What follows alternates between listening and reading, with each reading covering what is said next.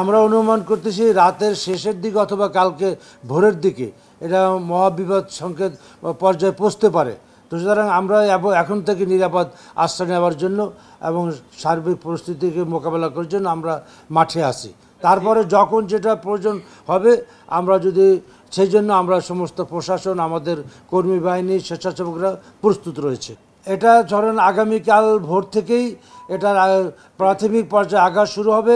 আগামীকাল এবং সন্ধ্যা পর্যন্ত মধ্যে এটা অতিক্রম করবে বলে আমাদের বর্তমানে পূর্বাভাস যে মনে হচ্ছে আর কি।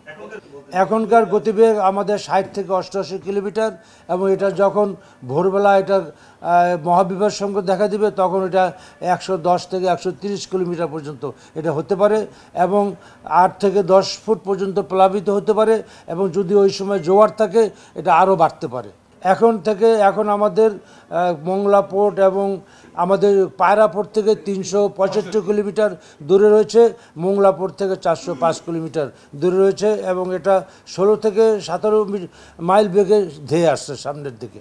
আমাদের উপকূলের সমস্ত মানুষকে নিরাপদ আশ্রয়ে যাওয়ার জন্য আহ্বান জানাচ্ছি এবং উপজেলা, জেলার সমস্ত প্রশাসনকে, আইন শৃঙ্খলা বাহিনী, স্বেচ্ছাসেবক, রেডক্রস, সিপিবি সহ সমস্ত স্বেচ্ছাসেবকদেরকে অনতিবিলম্বে সমস্ত উপকূলীয় মানুষকে নিরাপদ আশ্রয়ে নিয়ে আসার জন্য আমরা আহ্বান জানাচ্ছি। সাথে সাথে আমরা এই যখন এটা মহাবিপদ সংকেতে কালকে ভোর নাগাদ দেখা দেওয়ার সম্ভাবনা, তখন আপনার 8 থেকে 10 ফুট বেগে আপনার জলোচ্ছ্বাসে উপকূল প্লাবিত হওয়ার সম্ভাবনা রয়েছে এবং যদি সেটা জোয়ারের সময় থাকে এবং সেটা আরও বেশি মাত্রায় প্লাবিত হওয়ার সম্ভাবনা রয়েছে। আপনারা জানেন যে এই ঝড়ের সাথে আমাদের প্রচুর বৃষ্টি হওয়ার সম্ভাবনা রয়েছে।